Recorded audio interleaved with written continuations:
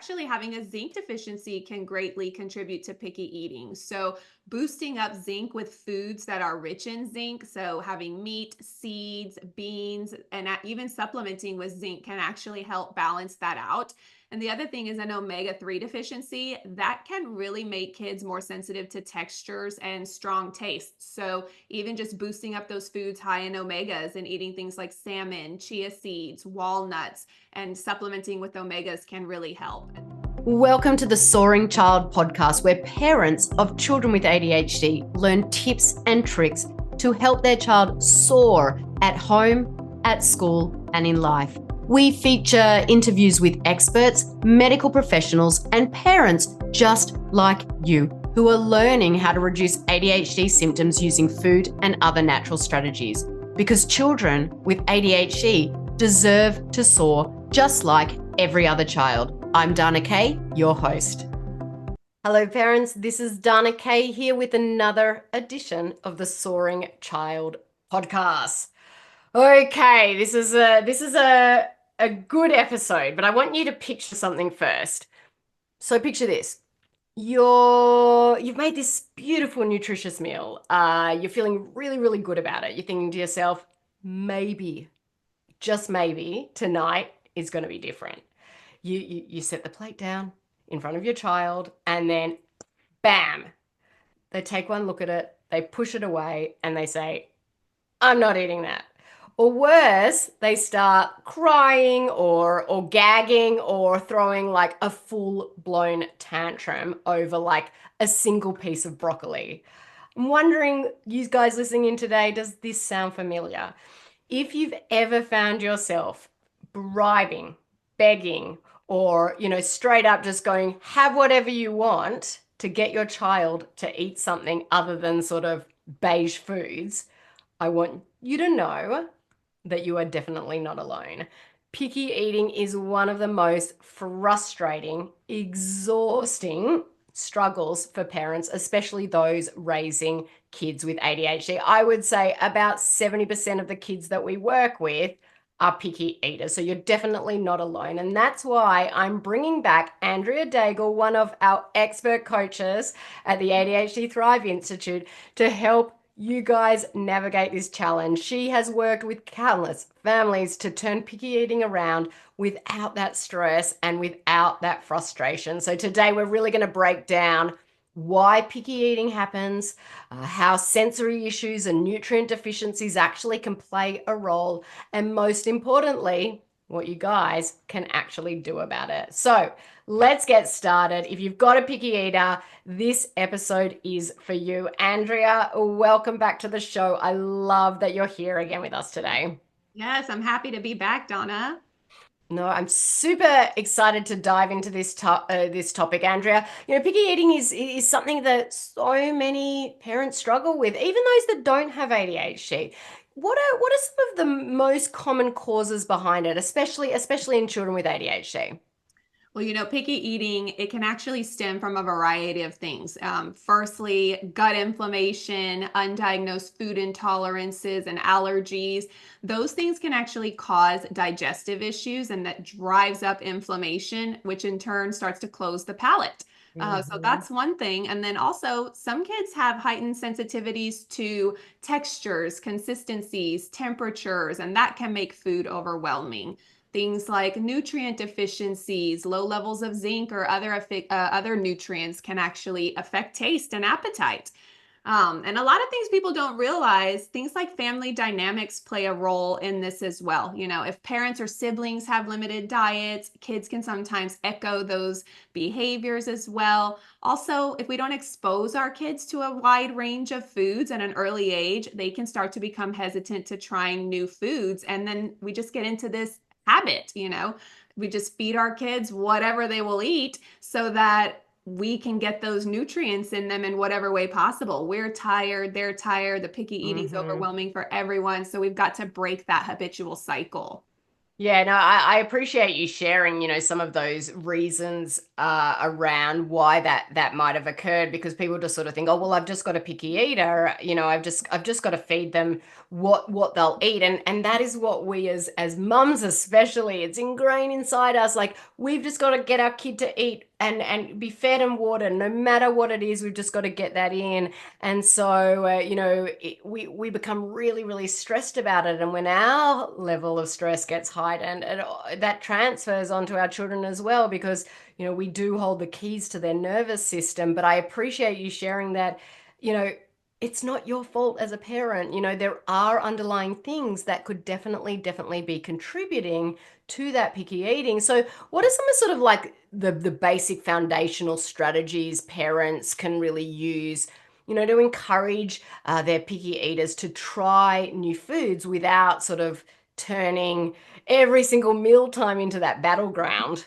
Yes, and some basic strategies can really go a long way just to get you out of the rut, right? So, Mhm. making slight modifications to the foods that we're currently eating. So, if your kids are currently on the brown diet where they're eating chicken nuggets, mix different types of nuggets, homemade nuggets with different store-bought nuggets. You can cut them apart even and just mix them all together. And very oftentimes they don't even notice that small change. The other thing you could do is just offer choices. Would you like carrots or cucumbers, or would you like apples or blueberries? Just giving them that control while expanding their diet can be extremely helpful. And one thing that is becoming harder and harder to do as time is really of the essence is eating together as a family. That we forget how important that is, and just serving the same meal for everyone, sitting together and having that time, and also involving the kids in the food preparation, having them help you cook, shop, prep the food. That can really make a world of difference, because when they feel involved, they're more likely to try and enjoy those new foods as well.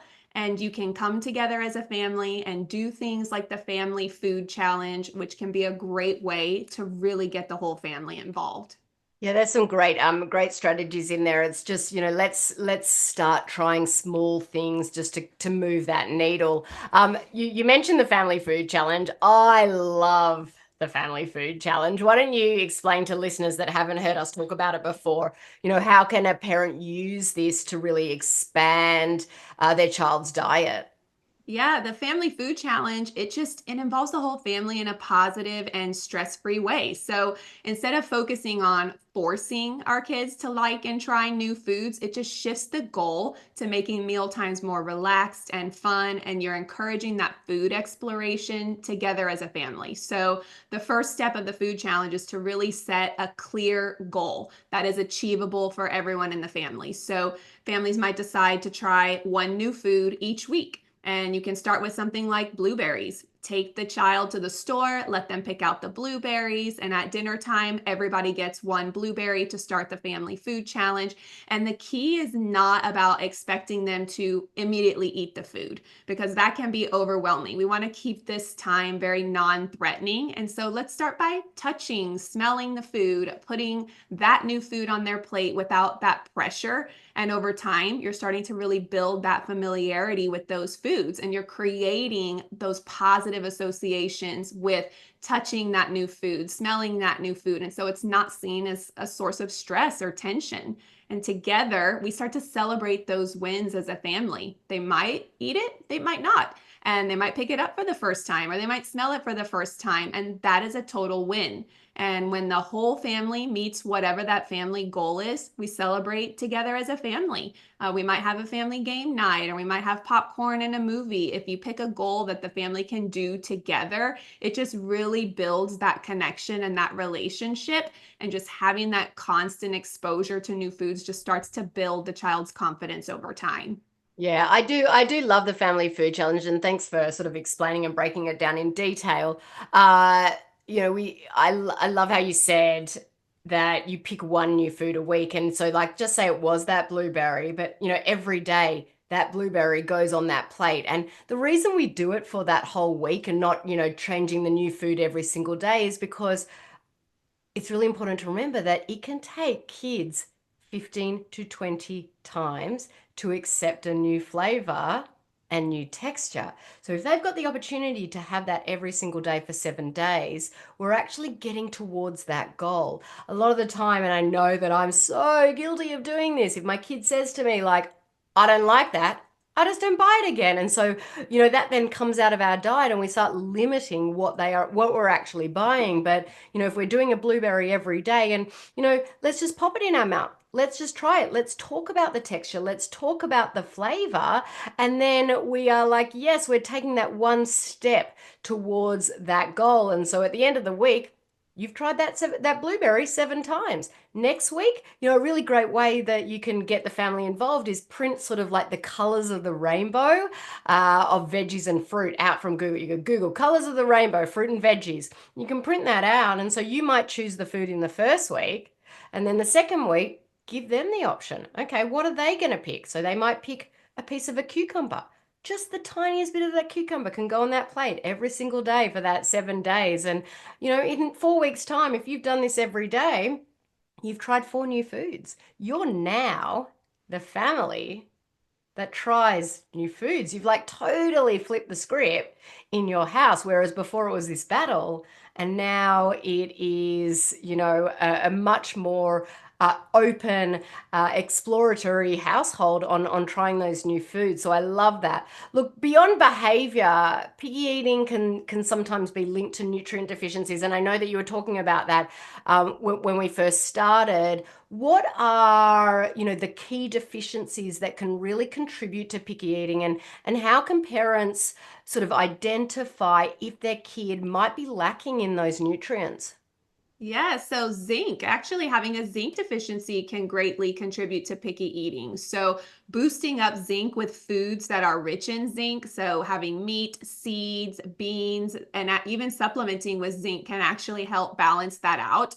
And the other thing is an omega-3 deficiency that can really make kids more sensitive to textures and strong tastes. So, even just boosting up those foods high in omegas and eating things like salmon, chia seeds, walnuts, and supplementing with omegas can really help. And we want to know, does your child have sensitivities? What can we do? How do we find out? You can do blood tests with the doctor to check for zinc and vitamin levels. There's also a quick test that you can do at home for a zinc deficiency. It's called the Zinc assay test. And so what you do with that is you give your child a teaspoon of the zinc assay. And if it tastes immediately unpleasant, then you most likely have optimal zinc levels in the body. But if they taste the zinc, or if it's tasteless and it tastes like water, you're actually deficient in zinc. And so supplementing with zinc in that case can really help with that picky eating. That's a really, really good point.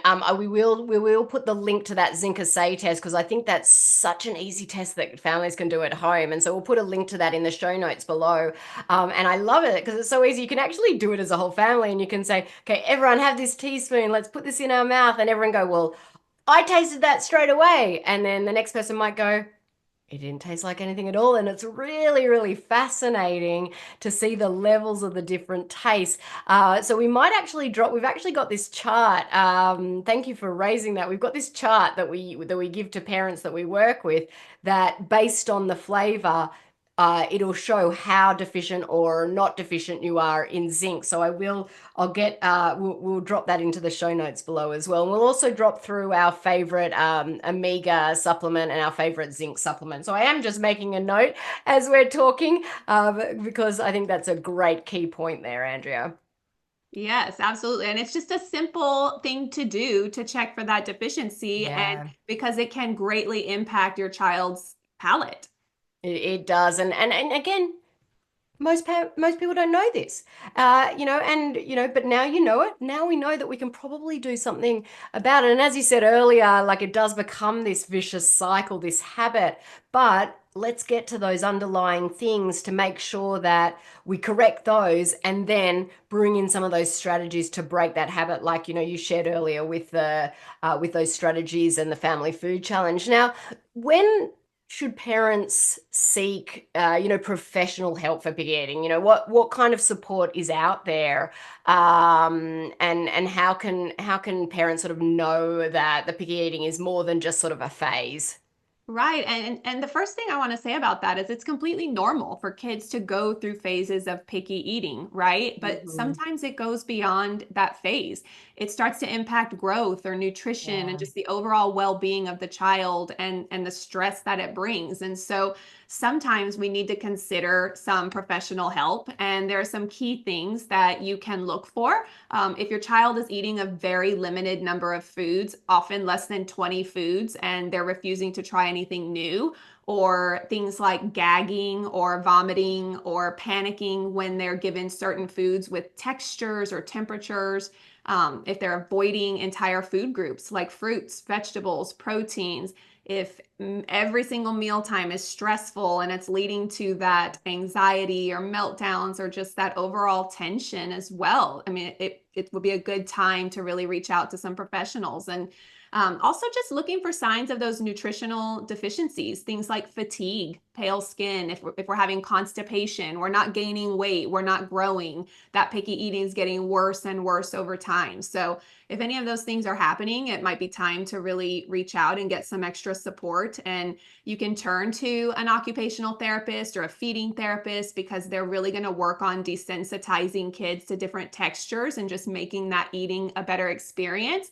Also, I do suggest working alongside a holistic practitioner like Donna or myself to really look into gut imbalances, food sensitivities, really looking at where the inflammation is coming from. Because at the end of the day, this isn't just a behavioral issue. It can be a Mm. combination of sensory issues, nutritional factors, habits that are learned over time. So, just if you're feeling stuck or overwhelmed, just reaching out and getting support can really make a big difference. Oh, it can make a massive difference. And you actually reminded me, we have a person who works as part of our team, actually. And uh, when she first started in our program, she actually went through our program. And then, once she saw these amazing results, she's like, I have to work with you. But her son was eating 5 foods when we started working together, before she was working with the team, when she was going through the program.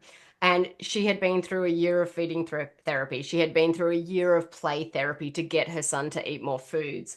And it wasn't until we actually removed the foods that he was sensitive to. And for her kid, one of those was banana, that all of a sudden the inflammation started to reduce in his body and his palate started to open up. And that, alongside our help and our guidance on the picky eating and doing the family food challenge and all of these strategies that we've been talking about today, her son now eats over 200 different foods. So he's gone from eating 5 foods to over 200. So don't think that it is impossible. You can do it with the right support. But I know that it's tough. It's stressful.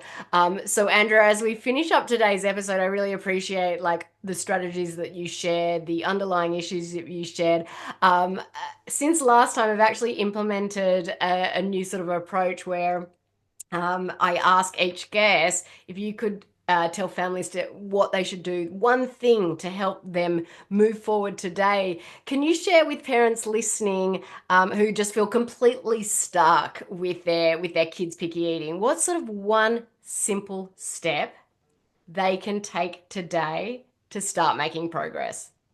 That's a really good question because it can be so stressful when you live with a picky eater. And sometimes just removing the pressure from mealtime, keeping meal times relaxed, just avoid the power struggles. That Mhm. is really one simple thing that we can change. Set a positive tone and focus on connection rather than how much or what the child is eating, and really put the focus on creating a low stress environment where everybody feels safe exploring those new foods at their own pace. And just start by offering a small, even the tiniest portion of a new food right next to their favorites. Have no expectations and just start building that relationship with food. And that small shift can really start to build trust. It can start to build that curiosity with food over time, but we have to stick with it, because it definitely takes time. Don't give up. Keep working at it. Keep implementing those strategies like the family food challenge, and you'll definitely get there. I love that. I love that. And it is sometimes it's just releasing that stress.